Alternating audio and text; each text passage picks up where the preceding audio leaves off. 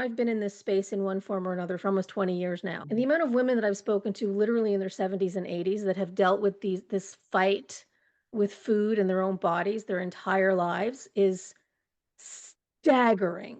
Yeah. And the damage that it does to your entire life is staggering. Like so much of the binging and the over-exercising and the obsession with weight is really about in this feeling like in this moment I'm not good enough.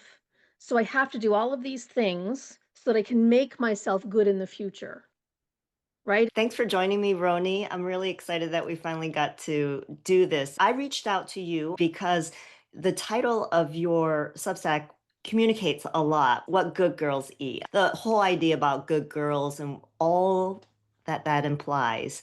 And I reached out to you because my book unexpectedly got up into the number 2 slot a couple of times in the category on Amazon in the Kindle edition of Self-Help for Body Image and Eating Disorders. And that was surprising for me. Even though I work with somatic awareness in the body and changing body organization so that you can feel more clear, more centered, and more calm and confident. Um, I think the thing that made me wonder, like, why does that rank so high, given that it's such a big category, I think, of eating disorders, body image, that there'd be so many other people who have that experience, or psychologists or nutritionists. But anyway, I reached out to someone because I did do a course for that specific population who was interested in using my techniques. And I kept saying that, look, this isn't my field. I don't have experience in it. And I wanted to say, I'm presenting it to you in through my lens. But what I wanted to do was to find somebody and collaborate with a professional who actually focuses on it. So I found you, we had a few conversations, and we're really on the same page. And I wanted to do this interview to talk more about the whole field of working out, body fitness. You were a personal trainer, you're a reformed weight loss coach. And I think it's really interesting the prevalence of eating disorders and body image in that field. So I want to get your insights about that.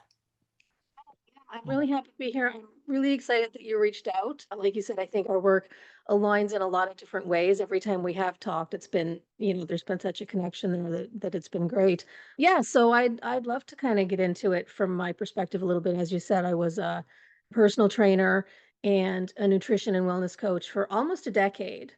I was also a figure athlete myself, a competitive figure athlete. What does that mean? Figure is a division of bodybuilding. It's one level down from the really big, jacked kind of women, you know what I mean?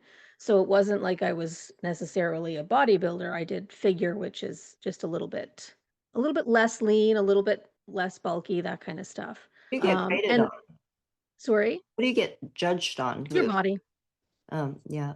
It's what your almost like, body looks like. yeah, okay. All Yeah, right. and it's interesting because I went from struggling with my own weight for Mhm. many, many years and losing a large amount of weight myself to becoming a personal trainer and the nutrition coach and then the competitive figure athlete, standing on that stage in the teeny tiny little basically thong bikini type thing and winning trophies. I won my class, I was nationally qualified and all of that kind of stuff. So I have a really unique perspective there in that I went through kind of it all personally and professionally, but I also ended up as a result of that world, I ended up a crippling bulimic. So that happened after you got into the competition aspect, or was that present before you got into personal training? The bulimia started before I started competing.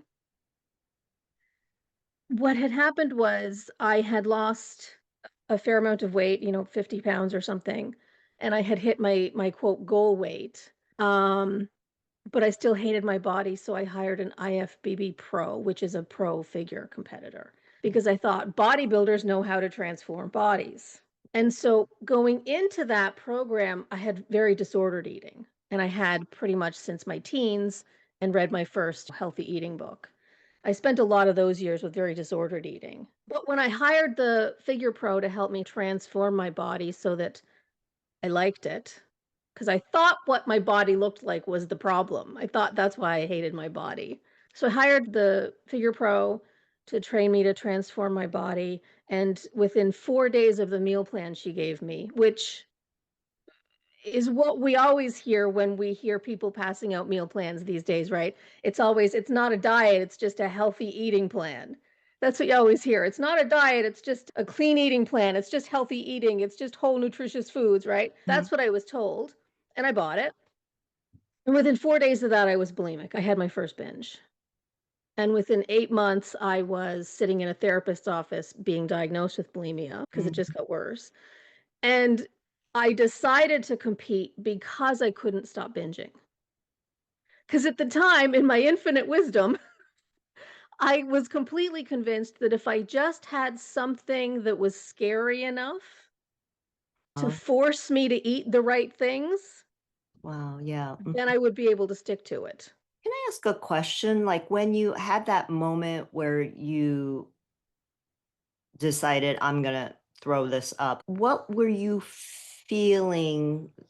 Can you recall that moment? Were you dating or was it something else? Yeah, so my specific form of bulimia, and when I was diagnosed with bulimia, I was surprised because I never threw up. But I had other compensatory behaviors. Size was one, and starvation afterwards was another. So in the days following a binge, I would stop eating as I would eat as little as possible, and I would exercise like 4 hours a day. So those were my compensatory behaviors. Oh, I see. And bulimia is just really the element of the compensatory behaviors. But that's not to say that I didn't try.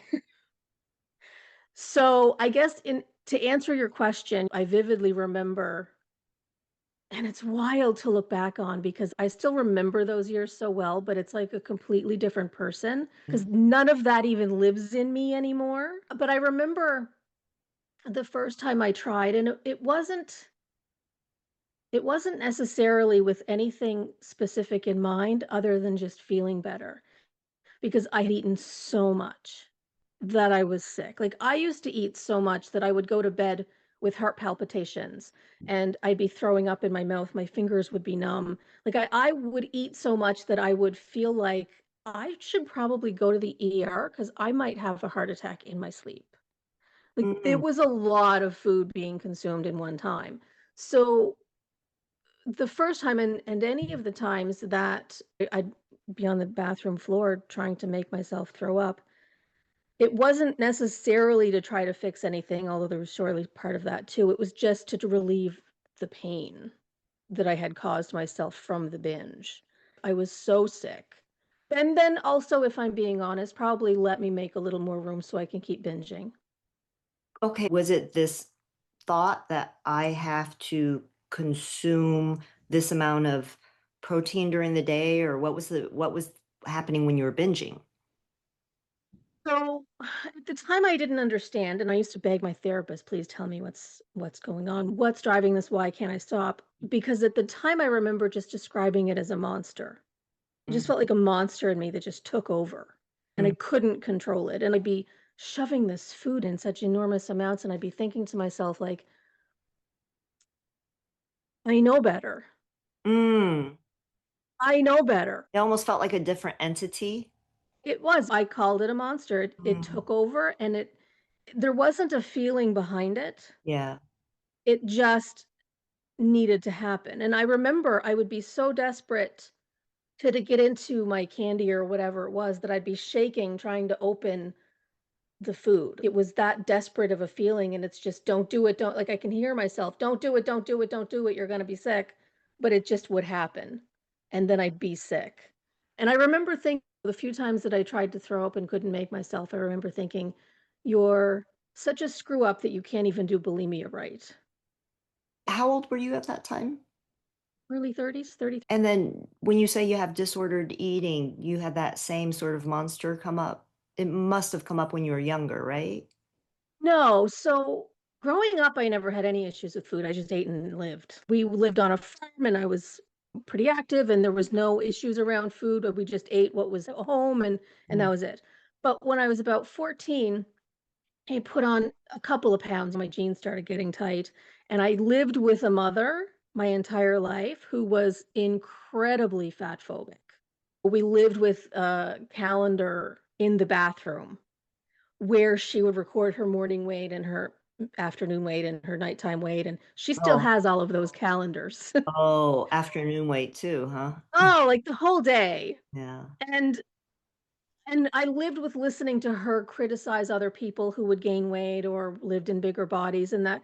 So it was very present. Not only her, I can't just blame her. We live in a world Yeah. where, people in bigger bodies are constantly the butt of the joke and insulted and that kind of stuff. So it was always very present that weight gain was the worst thing that could happen to me as a girl. Mm. And so my jeans started getting a little tight. And an adult in my life had given me a book that she had been reading for healthy eating. It wasn't necessarily weight loss. Her intention wasn't necessarily to help me lose weight. It was just, here, this is the way you're supposed to eat to be healthy. And, she loved me. She was trying to help. But I remember, again, I was probably 14 at the time. I remember to this day, there was my life before that book and my life after that book. And Mm. not everybody has such a clear line in their life where they can say everything changed after that, especially with food, because it tends to happen gradually. But for me, it was that moment. I read the book and it was like, before I just ate and lived. After, carbs were the enemy. They were a threat. They were dangerous. I couldn't eat them. I wasn't allowed to eat them. And within 4 hours or something of trying that first diet, it was Atkins.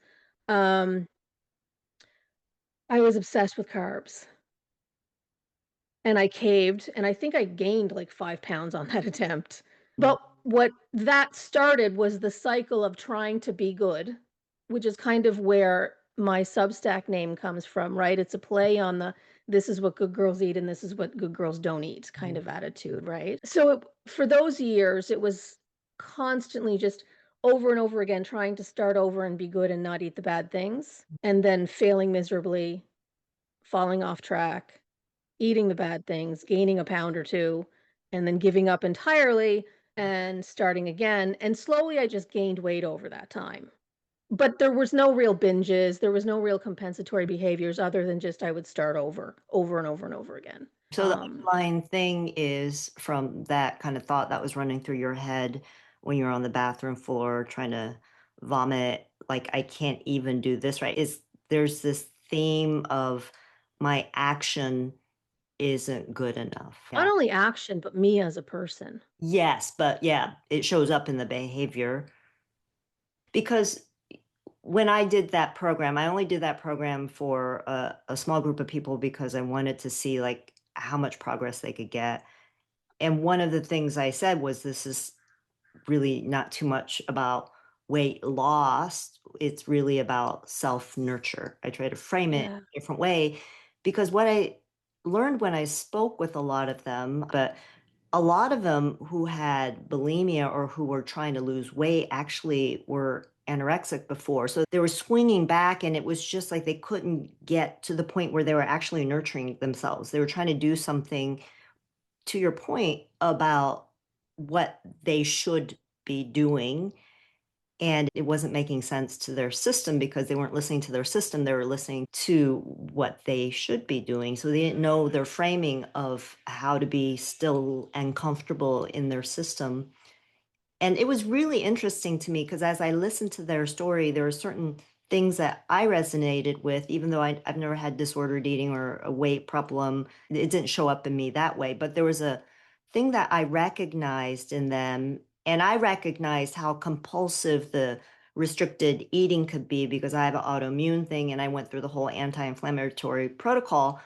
And you stay away from gluten first, and then it's dairy, and then you start to think of all the things that you're not supposed to eat. No nightshades, no nuts and seeds when you're on the really strict version of the anti-inflammatory diet. And I felt this moment, I see how people can get compulsive about what they consume. And so I flipped it, and I'm just like, what is my baseline meal? What can I eat? What is my go-to? So I'm not thinking about all the things I shouldn't eat, but what nourishes me. And so I started to take that approach, and I pretty much eat everything now. But you need to do that. You need to kind of give your body a rest from anything that might potentially be inflammatory. But I had that experience through that process of, wow, what it does a number on your head. You can start to feel that compulsion, whatever your fragility is on a deep personal level, it gets exploited by certain things, and nutrition and how you nourish yourself is a big piece of it. Yeah, you pointed to something there that we don't get taught, but we've known for decades. And that is what happens when you start to try to restrict food. And so, one of the reasons why this whole battle with food and body is so difficult for so many women, like the amount of women I've spoken to over the years, I've been in this space in one form or another for almost 20 years now. And the amount of women that I've spoken to literally in their 70s and 80s that have dealt with this fight with food and their own bodies their entire lives is staggering. Yeah, And the damage that it does to your entire life is staggering. yeah. But we don't recognize, or most people don't recognize, how deep the issues go, how complex they are, like how many different layers and causes and different things they are, but also how everything we're taught we're supposed to do is just based on biology alone, like our physiology and how we've evolved as a species to live, to exist, to survive, revolves around not restricting food and what happens, like how our bodies respond when food is restricted. As soon as you say, I can't have that, the Mm. way that our bodies respond, our minds and our bodies automatically become more obsessed with those things. And it's one of the biggest things that cause binging. It's why I ended up binging after, 4 days on the first clean eating plan, because I was already in a place where I was set up for it from the disordered eating, Mhm. and then the clean eating plan just put it right over the edge, and the whole time I was blaming myself, I didn't realize that this is just what happens, and in some people, it's worse than in others for a whole host of different reasons, right? And so for you, you noticed what happens with everybody. But because you didn't already have some of these underlying vulnerabilities, like Right. fear of weight gain and fear of Yeah. being judged or seen as a bad person or poor Yeah. health, it was easy for you to look at things a different way. Yeah, it's easy for me to notice that message that came up is, "Oh, I can't Exactly. eat that, I can't eat that." I felt, like, so constrained, and it just felt like, "This is not right." Whereas Exactly. in your ambient environment, you had, "Oh, you gotta measure your weight." It's just like a subtle message that became a part of what you saw as normal because it's just in your environment. Not only you have to do these things, but what it means about you as a person, what you deserve in the world if you Mhm, don't do these things right. mhm. Not only that, but also what it means for your health. Yeah, So there's a very real threat there. There's an identity level threat. There's a lot of shame that's present. There's a belonging level threat where there's a very real fear I won't be loved, I won't be accepted if I don't do everything right. But there's also a very real health fear because we're so programmed with yeah. this food is poison and this is what it's going to do to you if you dare touch it kind of thing, right? So there's a lot of layers. And again, one of the biggest things that keeps women stuck in it is the fact that they just keep trying so damn hard to be good.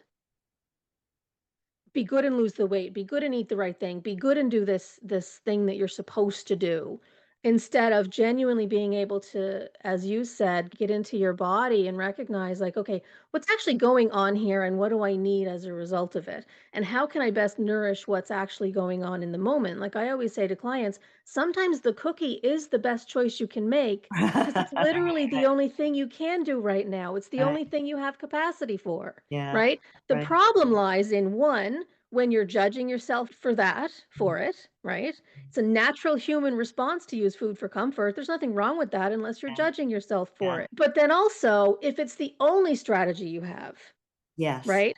So if you're using food for comfort, you should feel better afterwards. You shouldn't feel worse. If you're feeling Absolutely. worse afterwards, then judging the fact that you're doing it isn't the solution, right? It just makes the shame worse.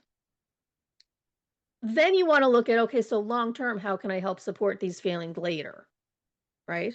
Like what tools can I build going forward that are going to help in the long term so that I don't have to only rely on this and I have some other things to fall back on. But taking the judgment out of it all, I mean, first and foremost, like there's so many things in our world about what it means to just be human Mhm. that we pathologize and we judge and we decide our, wrong and bad, and we cause ourselves so much extra suffering as a result. I think, is it Buddhism that talks about the second arrow concept, right? Where it's like it's not the thing that happened to you that's causing the suffering, but it's the thing that you've made it mean. And that's how I think about emotional eating stuff.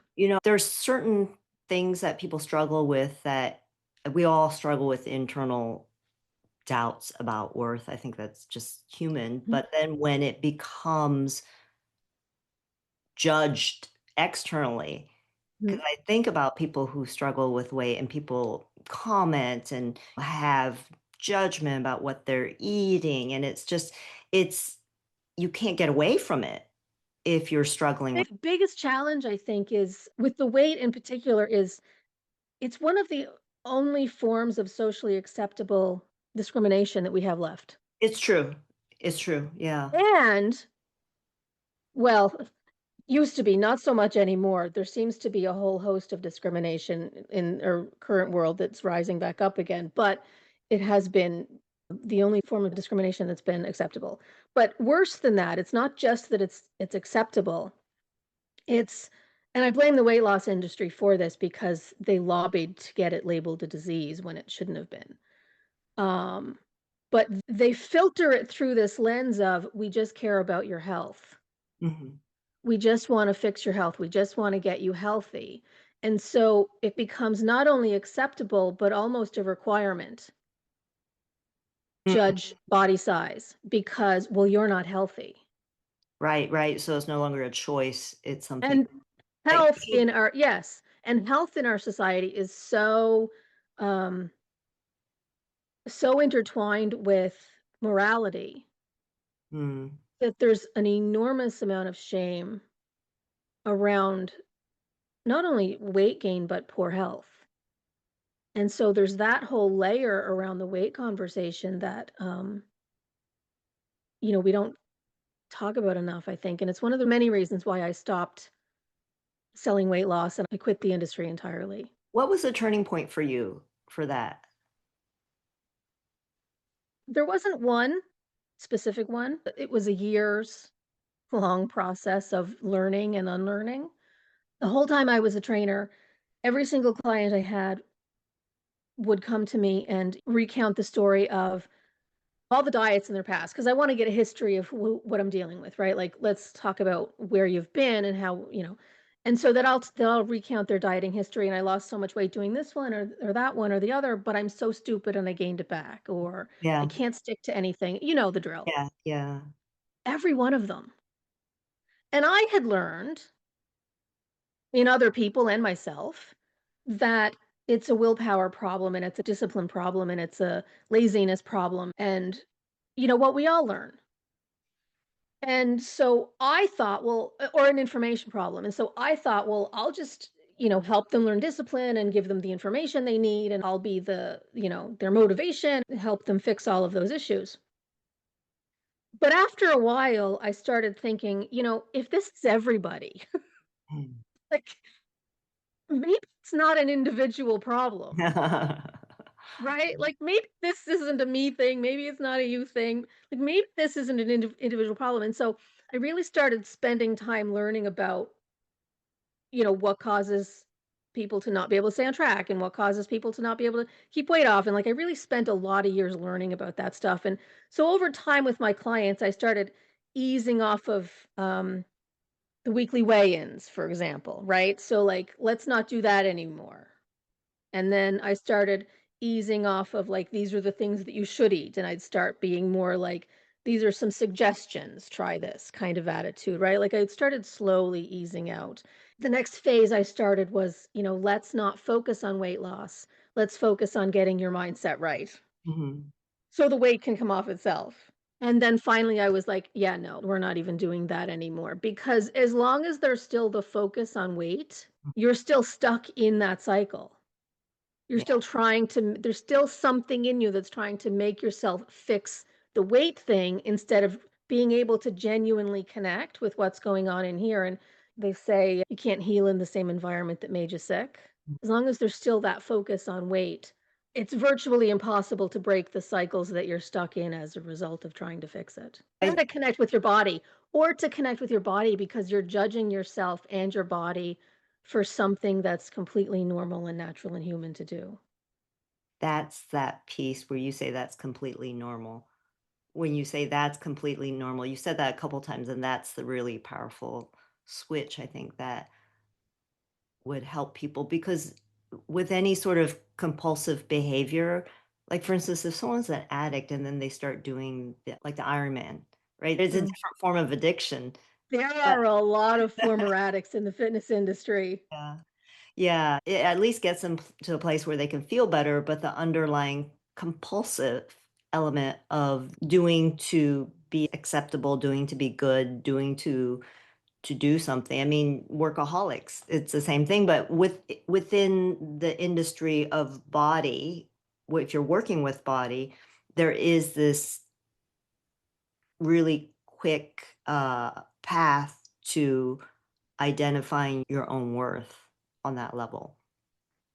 That's such a great key, right? Because for me, one of the reasons why I was so obsessed with transforming my body was because I didn't have worth, and for so many others, right? Like, that's one of the biggest reasons why we try to change our bodies and what they look like, because you don't have that deep internal sense of self-worth, and so it's like you're trying to find it in the quickest and easiest way that you can, and creating a transformation, an external transformation that visibly says to everybody around you, "Look at me, I'm good." Well, and then that gets that feedback too. That's with anything, Validation, right? yeah. That you get the validation for becoming, whatever, creating results. And that's natural. We want people to be motivated to feel good about what they've done. Like, how do you find that intrinsic motivation? What are you looking for? So part of it is what are you paying attention to signals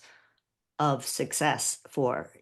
That's why when you're talking about getting to deep patterns, that's why my book's titled When Things Stick, Untangling Old Patterns from the Body. It's really getting when you get down to the deepest layer of your standing self, of your still self, what are you listening to? And Yeah. yeah, And that's also one of the reasons I think why there's so many different mindset programs out there for this kind of stuff too. My mother has a book, Think Yourself Thin. But it's one of the reasons why a lot of that sort of mindset work doesn't help either, right? Because just it's not just about what you're thinking. It's about the meaning that you're giving to life and to your body and to the things that you eat, and it's about the patterns that live in you and the meanings that live in you that get sort of played out in these ways and the way that that gets expressed. But yeah, it really does live in your body, and it becomes really, really hard to be able to nurture and care for a body that you're living in if you're judging it and hating it and trying to use it as a way to somehow prove your worth. yeah, yeah. Yeah, Uh, it gets down to the issue for everyone, whether it's through the lens of the body or through the lens of overworking or through the lens of how you shape your identity. It's always you are not listening to yourself in the moment and you're jumping off of the moment of the real present moment. That's why I use the body as a resource. And I have that idea of the body of resource, which is a neutral place, no judgment there. It's just how do I get centered so I can really feel gravity? And in that process, the story falls away because you're focused on the present moment. So that's bottom up. So you're feeling signals from your body. But the top down piece is you start with narrating out loud. What am I doing right now? And when you say it in a mundane, non triggering thing, I'm placing this pencil over here, and you start to just practice the being with yourself in exactly what you're doing. You're taking the power of the mind to take you different places, which is great, but you're able to find that way of zipping yourself right back to the center. And so you could listen. Now you can listen to more signals, and you're listening not to the stories, but you're listening to the signals, and the signals are neutral. When you don't attach the meanings right away to it, if you can feel the depth of the signals, and it becomes new raw material for you to experience the present moment, and that present moment experience expands, and you can take a breath, and you can have a little opening to have a different thought come in. Yeah, that's a lot of the work that I do with clients too, is I work both bottom up and top down, as you were talking about. And depending on what's happening in the moment and how it's presenting, we decide which is needed. But to your point, so many of these struggles with food and with body image and all of that stuff, and just being able to nurture ourselves is really an inability to be present, but almost like a desperate attempt to escape the moment. An enormous part of the challenges that we have with food and weight are primarily because of everything we're taught we're supposed to do, to be healthy or to look good or whatever. And so for me, one of the biggest things that I had to do to get out personally of that, of the binging and all of that, and hating my body and myself, was deciding it doesn't matter what I look like. This is the package that I come in. And so I joke with friends, I'm in my troll era. It was almost like I purposely reversed everything I had done to look good. And it was more of an intentional, like, no, if you don't like what it looks like, that's a you problem, that's not a me problem. Yeah, yeah. But it took a lot of suffering before I was ready to get there. But there's so much, like, so much of the binging and the over-exercising and the obsession with weight is really about in this feeling like in this moment I'm not good enough, so I have to do all of these things so that I can make myself good in the future. Right? To your point about coming back into the moment, there's really an enormous amount of calm and wisdom and information to be found here in the moment and truth, right? And ability to nurture. But when you're so focused on, I have to get there because this is so bad that I can't survive it, access Moment, any of that. can you speak to that moment that this is so bad? Like, can you describe, because you described the pain of overeating. What was the pain before that? Was there a type of pain that you could describe? It was at the time, I couldn't describe it because I didn't know. I had no idea. When you're in it, you're so blinded by just, "I have to do this thing because that's what I'm supposed to do." You're not able to be aware. Now I recognize it was a few things. One, it was such a deep, like, I always say, it wasn't just that I didn't love myself, I didn't even like myself. So imagine being trapped in a room 24/7 every second of your life with somebody that you can't stand and think is the worst person in the world. You have to get out of there, right? I remember feeling like I was crawling out of my skin. I was so desperate to just get away from me. And the binging made that worse because I judged myself for it. Um, but it also kinda numbed it. And in a way, it was oddly validating because it was almost like, "See, I told you." Yes, yes, confirmation. Yeah. "See, Yes. I told So you. there's it's You like are." you've completed a feedback loop. When you set the expectation and then you, that in itself is, there's satisfaction there. Yes, exactly. "See, I told you, I knew it. I And knew you you could do would." it in the other way, like if you set yourself the smallest little goal and you achieve it, and the thing that wires it in is to give yourself acknowledgement for actually completing something. And in a lot of ways, that's what the working out was accomplishing for me. And, the workouts were the things that were keeping the self-worth afloat in any conceivable way because I hated myself in so much in one way that I was kind of using the workouts to balance that self-hatred by propping myself up by doing this good thing, right? But the other thing that I noticed was, and this I kind of started to notice over time, the feeling in my chest, it felt like just an enormous bottomless pit in my chest that I was trying to fill with food.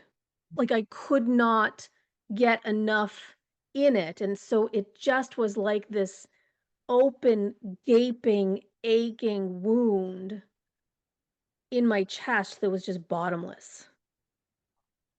And the food, in large part, was being used to try to fill that void that just ached so bad.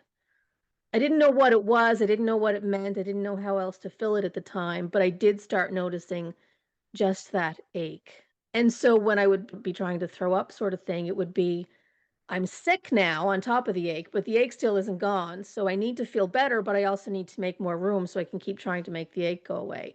Again, this is conscious. You're not aware that any of this is going on, right? Like it's just the monster doing what the monster thinks is necessary to protect you in the moment. So the reason I got into the body of work that I do is because I dealt with chronic depression. And Hmm. your description of this emptiness that you're trying to fill, I think with depression, it went the other way. It was like this void.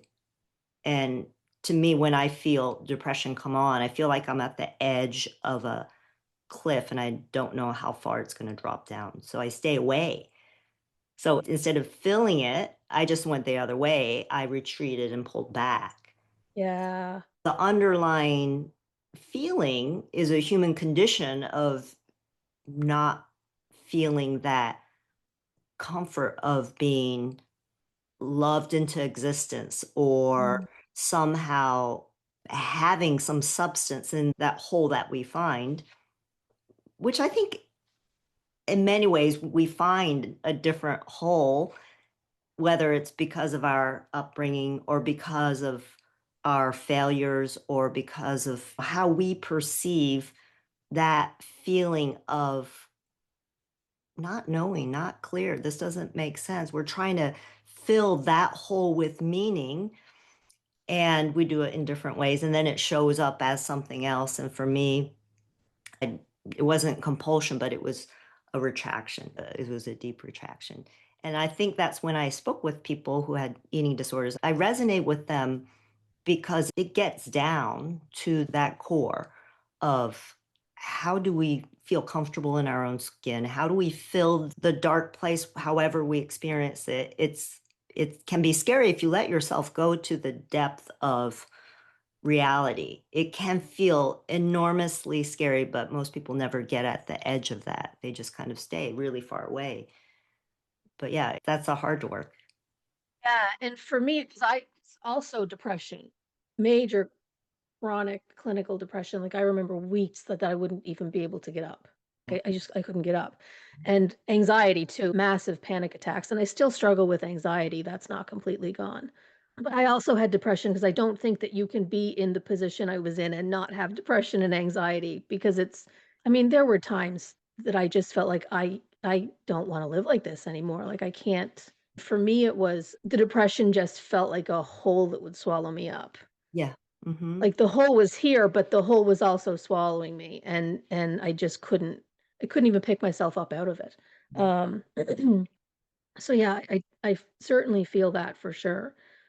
Yeah, like, I think you're right, we're so craving the meaning and the things that we're not having. For me, it was and for a lot of my clients, most of my clients, in fact, I probably all of my clients, it's really this sense that I'm not good enough as I am, so I can't love myself. And again, there's different degrees of that, right? And different degrees in the ways that it shows up, and there's different ways that it shows up for different people. But I can't love myself because I'm not good enough the way I am. So I have to do all of these things or get all of these things to fill me up so that I feel like I'm good enough, so that I feel like I'm deserving and worthy of love. And it's, really chasing this love and acceptance and validation from everybody around us. And what I really started to notice for myself was it was really because I didn't have any of it within myself for myself. Mm. And I recognized that, hey, you know what? Like people that love themselves and really value themselves as a human don't treat themselves as I treat myself. And I started realizing that so many of the things that I was trying to do to be healthy and to have the perfect body and eat perfectly and all of that was also a big part of the cause. I started having some pieces of like, okay, if I know this is doing this and this is doing that and that's doing that, okay, now I know what to do about it. And I didn't know how to start learning to love myself, but I knew what wasn't working, right? Kind of like George Costanza on Seinfeld, where it's like opposite The day. opposite day. And so I started realizing, like, okay, hating myself and judging myself and trying to force myself to stop binging is not making the binging stop. So I have to allow the binging because it's happening anyway. So I have to allow that and I have to get curious about it. And so I started looking at all of these things that I was doing to myself and saying to myself and the ways that I was treating myself and how I felt about myself. And I started really questioning, is this helping me feel better or feel more like I deserve to be loved? Even if I don't believe I deserve it yet, I want to believe I deserve it, right? Yeah. So let me start breaking down some of the things that are keeping me from being able to believe I deserve it. Yeah. And what you're doing is you're breaking it's I call it metabolizing. You're metabolizing your inner narrative, and I metabolize the bottom up experiences in the body. So they're all just pieces. And Yeah, then you start to work with a small piece at a time and just look at it on its own in the bare light. Does that make sense? exactly. And in the beginning for me, it was mostly the cognitive work, mostly around my thoughts and the meaning that I was giving things. But I found that over time and a lot of that really helped the food issues and the weight struggle, but it didn't fix everything, and so I had to keep going, and eventually I did start learning about how we store all of this stuff in our bodies, and so I had to start getting in there and how anxiety lives in me and where that comes from and all that kind of stuff. So yeah, it's been a process, but it's really rewarding work, and it's interesting because a lot of the time I feel like I never should have quit being a trainer because it was so much easier. It is, yeah. Those were the golden days of the internet too, right? Okay, So it was so different. this gets back like the messages that we receive. This gets back to advertising and marketing and what it does to make you, to trigger you. It's designed to trigger you so that you will buy to soothe yourself. And it is so over the top here in the US. Speaking of body image, I remember it was late 90s, I was in London. My whole life, I never wore a two-piece. And because I felt like I didn't have a curvy body. I don't know, there's something in me that felt like I needed to have that shape. And then I was in London and I remember it was a ad for the Body Shop, and they were just regular people. These girls, they had the hip huggers, and they had little muffin tops. And I'm like, that's in an ad? Like you can do that? Like you have permission.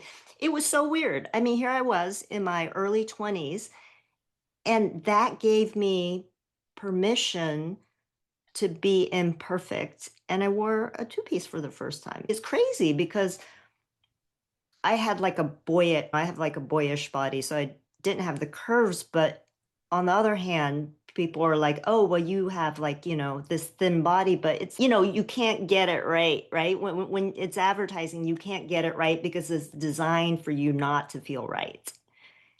There's so much truth in that, and that's one of the things I realized too. I stood on stage and I was handed trophies for having the best body on stage that day. And I walked off stage and I always say it was like I was wearing a smile that was hiding the fact that it was supposed to make me feel better about myself and my body that but it didn't, right? Because there were still so many things I saw wrong with my body, Mm-hmm. right? And that's on purpose because capitalism needs us to feel like there's something wrong with us all of the time. The health and weight loss and fitness industries are they're running on capitalism. They're worth tens of billions of dollars a year and they need to make money. And so it's not even just about triggering the fear of our flaws and that kind of thing. But again, like I said before, it's also the fear of our health. And they know how to use fear. You take any marketing course in the world, and one of the Yeah, first they're things all they're going to talking tell you about, is yep, go after the fear yep, yep. because fear sells. Because when you're in a state of fear, you're not making rational choices. You're reacting to the thing that's in front of you right now that says, I'm going to fix the threat. Yep. And that's what they need. They need you in a constant state of feeling like I need to buy this thing from them so that they can fix what's wrong in me so that this bad thing doesn't happen to Yeah, me. exactly. So we go through life living in a state of fear. Yeah, and the hard thing though about communicating a solution that requires action, because we're conditioned to think that the action is purchase. And boy, I made that decision. That was a hard decision. I had to figure out if I wanted to do it. I had to do research. And now I bought it. Now I'm Now done. I'm fixed because When I that's bought just the the thing. beginning, right? And that's the hardest thing about mindset work for anyone. And yeah, it's really challenging to find a way to invite people into that process in a way that, Yeah, and that's why I say it was so much easier when I was a trainer because I've really become sort of very anti-capitalist in the last number of years and kind of radicalized against so many of the things in our culture that I feel like are hurting us. But at the time when I was a trainer, I wasn't aware. I wasn't socially aware of anything. I was just this good, that bad. So I was getting clients by posting the before and after, and that shit sells like crazy. yeah. Hmm. And then I couldn't do that anymore because it felt unethical. And I couldn't and I stopped using a lot of the language that I used then too, like, promising perfect solutions in X amount of days. We're surrounded by so much language around the idea of this magic fix being, just magically solving everything, and the weight loss transformation photos that are so likely to work, Hmm. that when I stopped doing that and I started being a lot more ethical in my language, and I stopped doing the transformation photos where you're seeing this, that everybody Almost wants. went down, right? Yeah, I stopped. It really became difficult to, 1, get people to pay attention or care, Mhm, but also to work with me mhm. Mm, because I'm trying to be careful with language. yeah, yeah, I'm trying not to sell the magic, the magic promises and the quick fixes and everything. And also, I don't even want to sell things. I don't want to make money. I just want to be able to do the work, yeah. but I also need to survive. And so I always say it was so much easier when I was a trainer. Like, this is so Sure. much harder, but it is so much more rewarding. Yeah, totally. I think we need a whole nother segment about that. Like every time I would take a course, I'm just like, okay, just say it. Just say it. You're triggering people so that they'll buy. Just say it. And she Yes. finally did. One of the women that she said, okay, you're triggering people. I'm like, okay, I get it. That's Yeah, yeah, yeah. weird. Yeah, it's hard. Yeah, I'd love to do it again. Thank you Okay. for having Nice getting talking to together. you. I'll see you Bye. soon. Bye.